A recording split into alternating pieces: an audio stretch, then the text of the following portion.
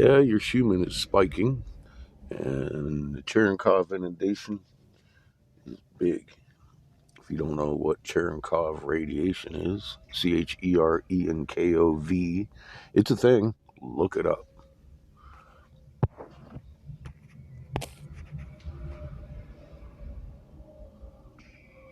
A lot of quakes today.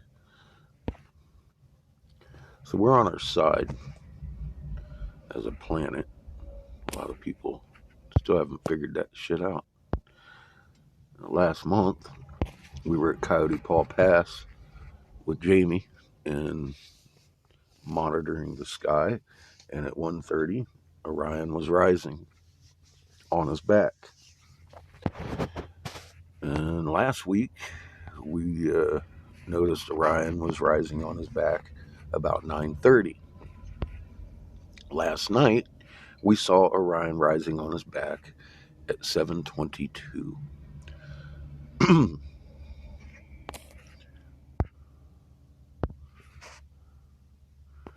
Orion should be visible from September to April. Now, we've watched him all summer, sitting at about 1:30 at night rising, which indicates that we were sitting still in our orbit, which is kind of strange because we shouldn't ever have that happen.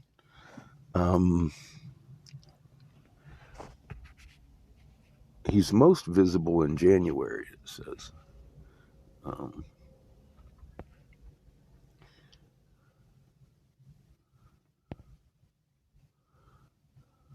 From November to February, they say. But we've been watching him all summer at 1 o'clock. We were held in orbit for months and months and months. And then all of a sudden, over the last month, he has moved several hours. Now,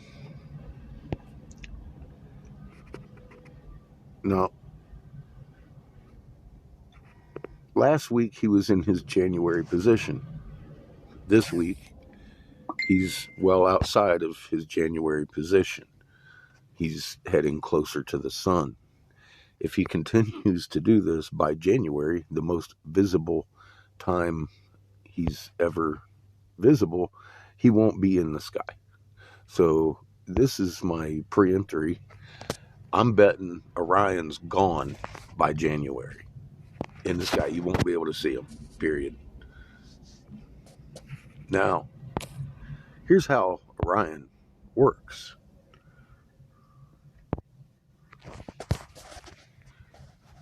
There's Orion's belt. There's the sun. There's Earth in the summer. You don't see him. Only in the winter. He's been here for months.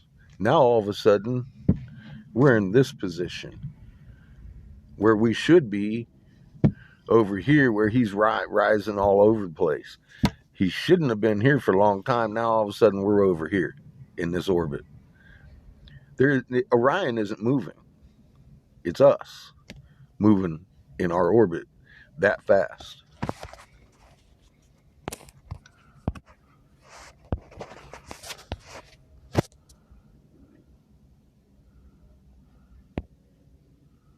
September to April.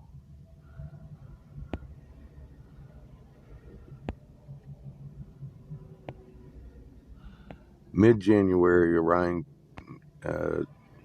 is supposed to be the most visible that he is. And by January, he's not going to be in the sky. That's my prediction. Now, this war in fucking Russia isn't Russia against the United States. I've been telling you since 2014. I stood down as Senator Jim Davis's top investigator because of a plot to kill you. The reason being, 180 nations understand very fully we live in a multiple sun system. They have dug bunkers to protect their asses from it. They want to kill you so you cannot get in those bunkers. That's the name of the game. They've got complete control over you. I told of the day Donald Trump would sign us into martial law over the common cold because of a deficiency in the fucking grocery stores that was going to show up 2 weeks later because your corn's been dying for years. It's too bright at night. Donald Trump put us into lockdown on the exact day I said he would. He signed the peacetime acquisition, taking all rights from all Americans, including General Motors, who now makes medical devices instead of cars. And you think Donnie's not going to take away your rights? He took away every right you ever had with the swoop of a pen, and it's never been reinstated. Because 2 weeks later, the fucking grocery stores had a deficiency in meat they couldn't explain without the excuse in place. Everybody would have rushed in for fucking food if they knew what was going on, instead of thinking the butcher got sick and Wendy's couldn't sell beef in certain locations on the exact day I said the shortage would show up. I'm pretty good at math. It wasn't prophecy. It was me paying attention to my fucking surroundings, which you need to start doing as a general population. It's pretty sickening watching you on fucking Facebook post up goddamn news people talking about, oh, I'm in fucking Russia, I'm going to try and stop the conflict. It has nothing to do with Putin.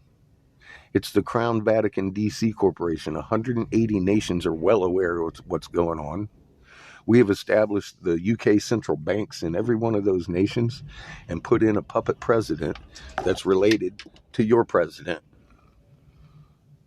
Wake up. Or don't.